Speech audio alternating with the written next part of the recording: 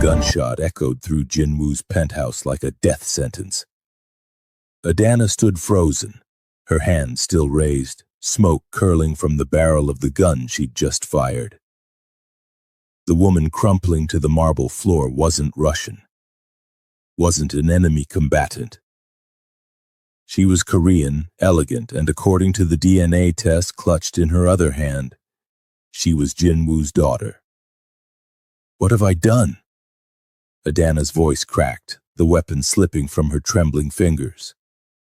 Jinwoo burst through the door, his security team behind him, and stopped dead. His eyes moved from the bleeding woman on the floor to Adana, then to the papers scattered like accusations across expensive marble. "She tried to kill me," Adana whispered. "Your daughter tried to kill me." Behind them, through the penthouse's open door, another voice rang out, thick with a Nigerian accent, sharp with maternal fury. "Adana Johnson, what is the meaning of this?" Her parents had arrived, and they'd walked straight into a crime scene. "Yo! Before we dive into this chaos, I need to take a moment to thank you. We hit 2,000 subscribers. You beautiful people made this happen. If you're new here, welcome to the family.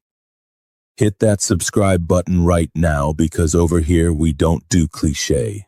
Drop a like and comment where you're watching from. I want to see my global family. Now, let's see how Adana survives this nightmare. Let's go." 72 hours earlier, Adana woke to the smell of jollof rice. In Jinwoo's penthouse. At 6 in the morning, her eyes snapped open. She knew that smell, had grown up with it, celebrated with it, been comforted by it. But it had no business being in a Korean Mafia Boss's Atlanta penthouse unless— "No," she breathed, throwing off the silk sheets. "No, no, no." Jinwoo was already awake, sitting on the edge of the bed in black silk pajama pants, phone pressed to his ear, speaking rapid Korean. His free hand ran through his silver-streaked hair, a gesture she'd learned meant he was strategizing under pressure. He ended the call, turned to her.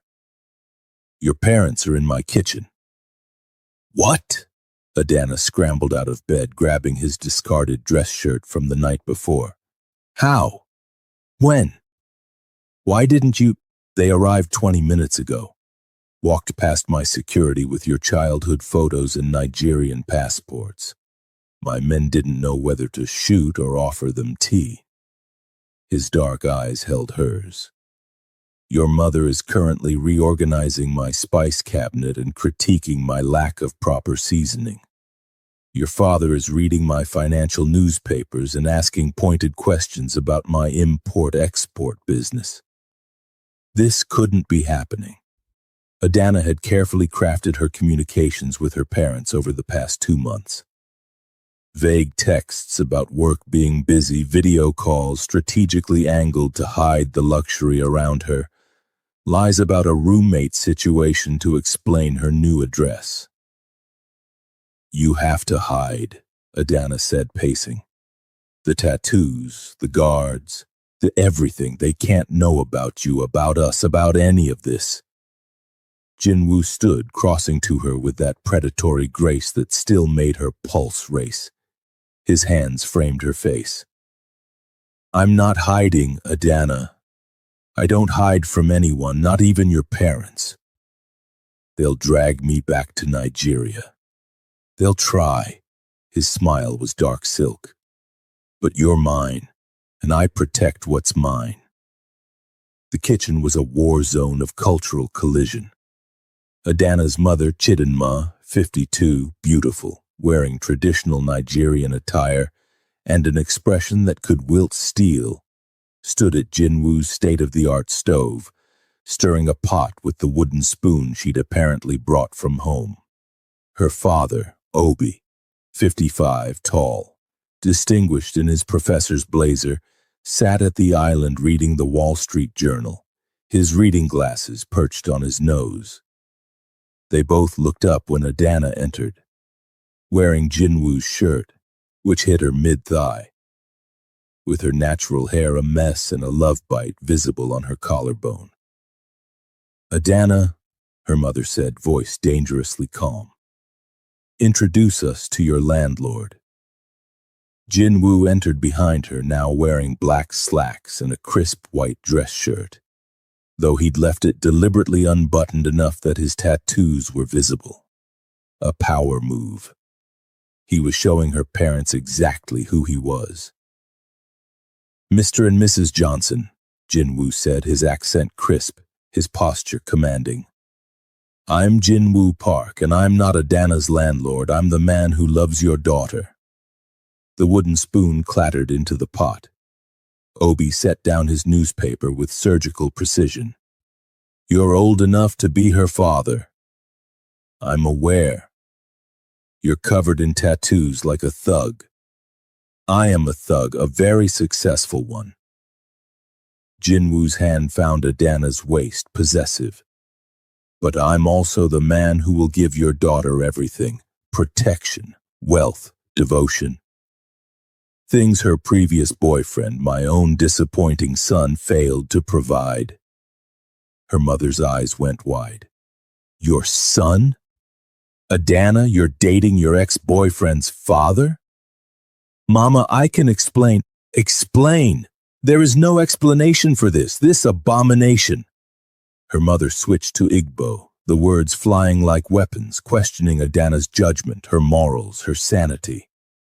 Jin-woo surprisingly responded in Igbo, halting, accented but unmistakably the same language. The kitchen fell silent. "You speak Igbo?" Adana breathed. "I had 3 weeks to prepare for this conversation. I hired tutors." Jin-woo's eyes never left her parents. "I told your mother that I understand her concerns, that in her position I would react the same way. But I also told her that I've waited my entire life to feel what I feel for Adana. And I won't apologize for claiming that happiness." Chidinma stared at him, then at Adana, then back at him. "You learned my language, for my daughter.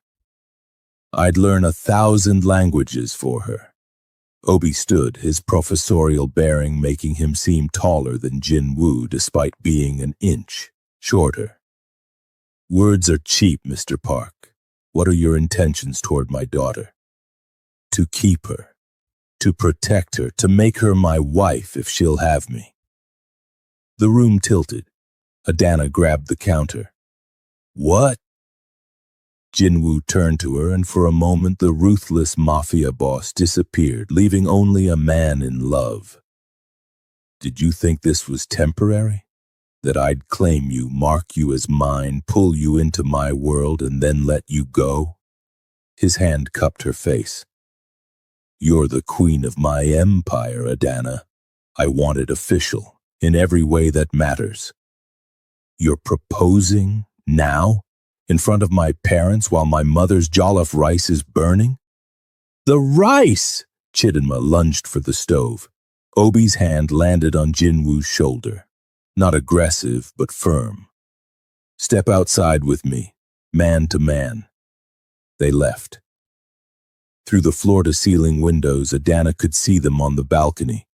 Her father's arms crossed, Jin-woo's posture relaxed but ready. 2 men negotiating her future like she was a prize instead of a person. "Mama," Adana started. "Don't mama me." Chidinma stirred the rice with aggressive precision. "When were you going to tell us you'd moved in with a gangster old enough to remember when cassette tapes were new technology? He's 52, not 70. And I love him." The spoon stopped. Her mother turned, eyes searching Adana's face. "You truly love this man? This dangerous, tattooed, too old Korean man who probably kills people before breakfast?" "He kills people after breakfast. He's very particular about his morning routine." At her mother's expression, Adana softened. "Yes, Mama. I love him. More than I thought I could love anyone. He's ruthless and dangerous and morally complicated, but he's also protective and surprisingly gentle, and he looks at me like I'm the only thing in his world that matters." Chidinma was quiet for a long moment. Then, "Does he treat you well? Better than I knew I deserved? Does he protect you?" "With his life, literally, multiple times." Her mother nodded slowly. "Then I will try to understand. But Adana, this life, guns and violence and hiding from police, this is not what your father and I sacrificed everything for." "I know. And I'm still a nurse. I still save lives. I just also happen to be in love with a man who takes them." On the balcony, Obi and Jinwoo seemed to have reached some kind of accord. They shook hands, her father's grip testing, Jinwoo's confident, and returned inside. "We've come to an agreement," Obi announced. "You'll continue your nursing career, no exceptions. Your education was too expensive and too hard-won to abandon." "I never planned to quit. And," her father continued, "Mr. Park has agreed to a traditional Nigerian engagement process. Bride price negotiations, family meetings, proper respect to our customs." Jinwoo's slight smile told Adana he'd orchestrated this. By giving her father control over the cultural elements, he'd earned the man's grudging respect. "And," Obi added, his professorial tone going sharp, "he's explained the nature of his business. I don't approve, but I understand you're an adult who's made her choice, so instead of fighting it, I'll ensure you're protected. I've already contacted some former students who work in law and politics. If you're going to be a criminal's wife, you'll have legal protection I arrange." "Dad, don't argue. It's this or I drag you back to Lagos." Adana looked at Jinwoo, who simply shrugged. "Your father drives a hard bargain. I respect it." The moment of family détente shattered when Minho burst through the penthouse door, phone in hand, expression urgent. He started speaking Korean to Jinwoo, then remembered the guests and switched to English. "Hyungnim, we have a situation. David is back, and he's not alone." "Hold up. If you're loving this drama, hit that subscribe button right now. Like and comment family drama if you want to know what happens next." The war room in Jinwoo's building looked like something from a spy thriller. Multiple screens showed surveillance feeds from across Atlanta. Korean, Russian, and Italian names were listed on a digital board with threat assessments. Armed men in tactical gear stood at intervals. Adana's parents sat in the corner, her mother clutching her father's hand, both looking like they'd stepped into a nightmare. On the main screen, David. But not the soft, disappointing son Jinwoo had exiled.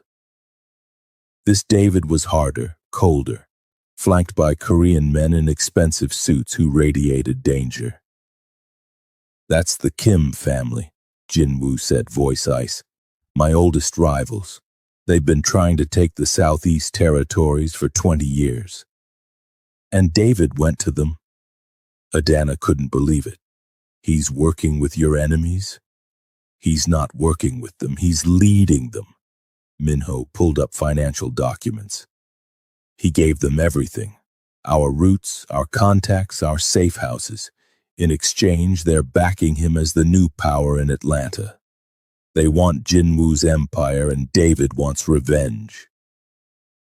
On screen, David spoke directly to the camera, knowing his father was watching. "You took everything from me, Father. My dignity, my woman, my place in your world. So I'll take everything from you, starting with her." The feed cut to another image. Adana's apartment building, the hospital where she worked, Kioma's house. "He's threatening everyone I love," Adana breathed. "He's declaring war." Jinwoo's expression was carved from stone. And he just made a fatal mistake. What mistake? Obi asked from the corner. Jinwoo turned and his smile was terrifying. He assumed I'd hesitate because he's my blood. He forgot that Adana is my heart. And I burn the world for my heart. The attack came at midnight. 3 of Jinwoo's warehouses hit simultaneously. The Kim family was making their move, with David at the helm proving he could hurt his father's operations. But Jinwoo had anticipated it. Adana watched from the war room as his counter-strategy unfolded on screens. His men had evacuated the warehouses hours ago, rigged them with surveillance, and now had clear footage of every Kim operative involved. You let them destroy your property, Obi observed. Why? Because now I have legal cause to retaliate, and evidence to ensure the police look the other way when I do. Jinwoo glanced at Adana's father. You wanted to know how I've survived this long, Professor? Strategy. Always 3 moves ahead. Chidinma had spent the evening in the medical facility downstairs, watching Adana treat wounded men with professional detachment. Now she approached Jinwoo quietly. My daughter is good at what she does, she said. The best I've ever seen. And you've pulled her into a world where her healing hands might have to hurt. Jinwoo met her eyes. I've given her the choice to leave every single day. She stays. Not because I force her, but because she's stronger than either of us knew. You better be worth it, Mr. Park. Or prayer won't save you from a Nigerian mother's wrath. His respect for her deepened. I'll spend my life trying to be. The real chaos erupted on day 6 of her parents' visit. Adana was in the medical facility reviewing supply inventories when alarms blared. Security feeds showed a woman approaching the building. Korean, late 20s, beautiful, flanked by armed men who weren't Kim family or Russian. Jinwoo's face went pale. No. She's supposed to be in Seoul. Who? Adana demanded. My daughter, Hana. The world stopped. Your what? I have a daughter, from my first marriage. She's been in Korea for 20 years, safe from this life. I haven't seen her since she was 8. Jinwoo was already moving, barking orders in Korean. She shouldn't be here. Something's wrong. Hana Park entered the penthouse like a queen claiming her throne. She was stunning. Her father's eyes, her mother's delicate features, wearing a white suit that screamed wealth and power. The men with her were clearly her personal security, loyal to her, not Jinwoo. Hello, father, she said in perfect English with a slight British accent. Surprised? Hana, what are you doing here? It's not safe. Safe? Her laugh was cutting. Nothing's been safe since I learned my father, the man who abandoned me in Korea with nannies and blood money, has replaced me with some African nurse he's known for 5 minutes. Adana stepped forward. I'm not replacing anyone. You're wearing his ring. Hana's eyes locked on the engagement band Jinwoo had given Adana 2 days prior, the one that belonged to my mother, the one he swore no one else would ever wear. Jinwoo's expression shifted. Guilt, regret, protective fury. Hana, you don't understand. I understand perfectly. I'm the forgotten daughter, the inconvenient reminder of your first family. So you build a new one with her. Hana's voice dripped venom. Did you tell her about Mother? How she died because of your enemies? How you shipped me off to Korea to protect me, which really meant abandoning me? The room was silent except for Chidinma's sharp intake of breath. Adana's parents were witnessing this implosion in real time. I sent you away because I loved you, Jinwoo started. You sent me away because I reminded you of your failure. Hana's composure cracked. And now you're making the same mistake with her, pulling someone you love into danger, painting a target on her back. Tell me, Father, how long before she ends up like Mother? Adana felt the blow of those words. Jinwoo's first wife, killed by enemies. And here she was, engaged to the same man in the same dangerous world. That won't happen, Jinwoo said, his voice deadly quiet. You can't promise that. You couldn't save Mother, you can't save her. Hana turned to Adana. Leave him, while you still can. This life destroys everyone it touches. I'm not leaving. Then you're a fool. Hana's eyes were cold. But you're not the rightful queen of this empire. I am. I'm his blood, his heir, and I've spent 20 years preparing to take what's mine. Hana, Jinwoo's voice was sharp. Stand down. No. She pulled out a document. I've been in contact with the Kim family. They've made me an offer. Help them take you down, and they'll give me control of half the territories. I'll finally have the power you denied me. You'd betray your own father? You betrayed me first, when you chose your empire over your daughter. Hana's hand moved to her jacket, and Adana saw it, the gun. Everything happened in slow motion. Hana drew. Jinwoo reached for his own weapon. Adana's training kicked in. The hours at the shooting range, the tactical lessons, the survival instincts she'd honed. She was faster than both of them. The gunshot echoed.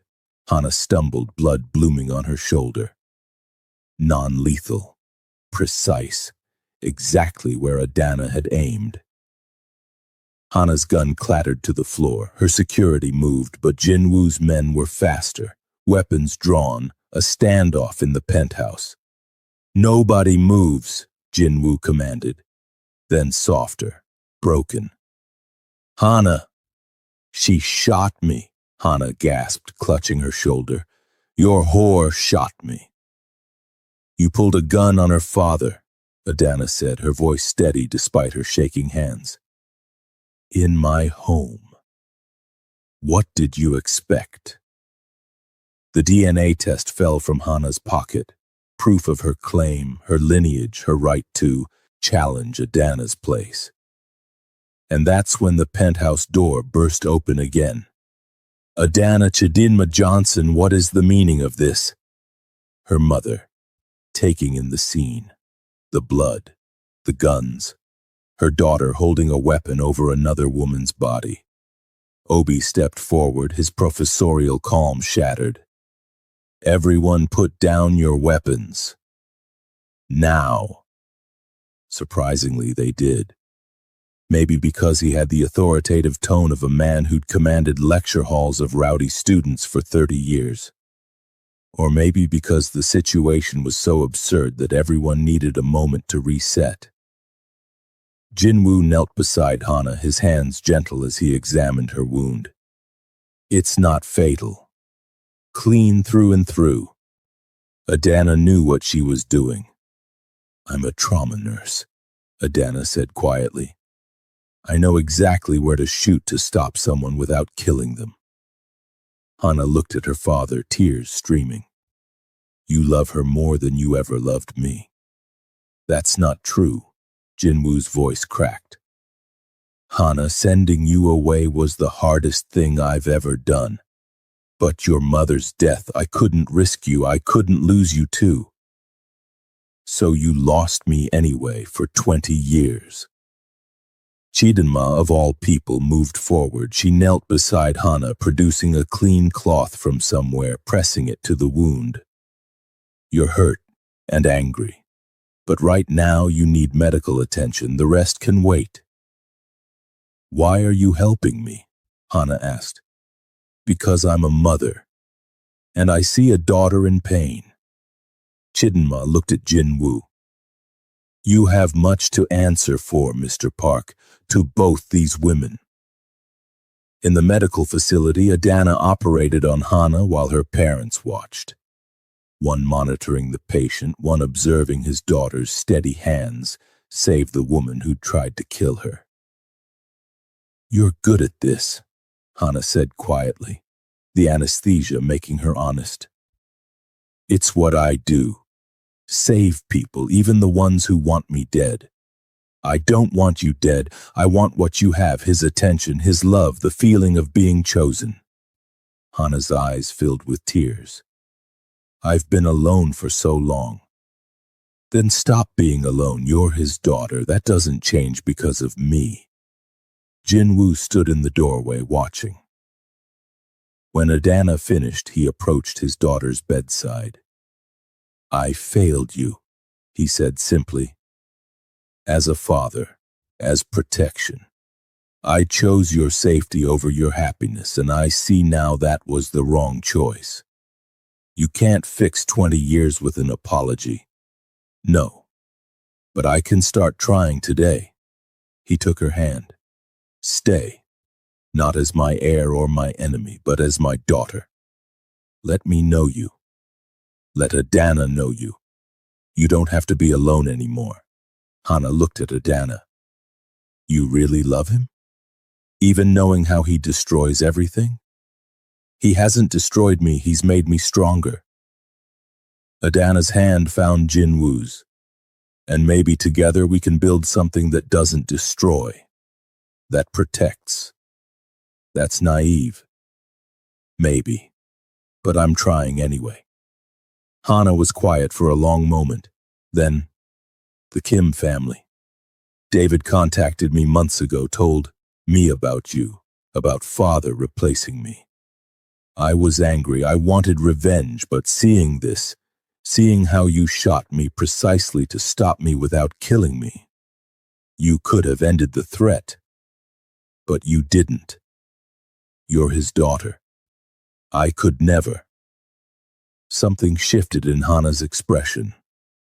"David is planning something bigger, an attack during the engagement ceremony. He's coordinating with the Kims and the Russians, a united front to take down father while he's distracted with family obligations." "When?" Jinwoo demanded. "The ceremony your future in-laws are insisting on. 3 days from now." Hannah met her father's eyes. "I was supposed to help. Get close, lower your guard. But I can't. Not after this." Obi stepped forward.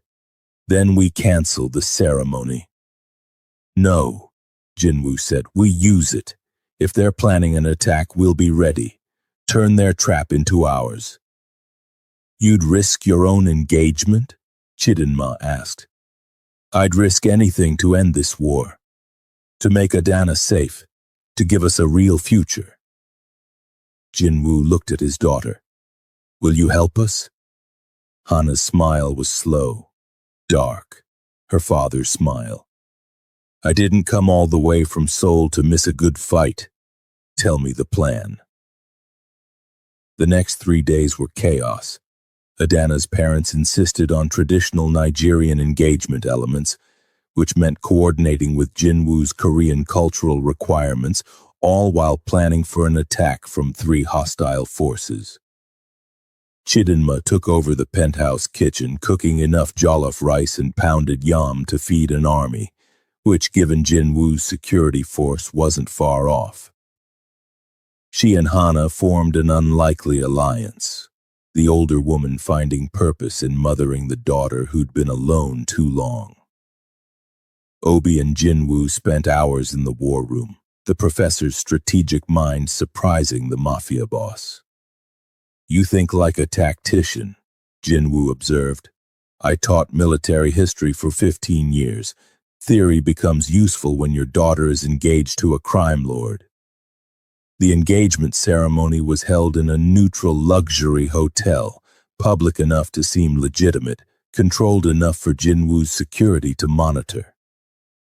Nigerian and Korean guests mixed, cultures blending, while underneath armed men in suits watched for threats. Adana wore traditional Nigerian attire, a stunning coral and gold outfit that her mother had brought from Lagos. Jinwoo wore a tailored suit with Korean silk accents.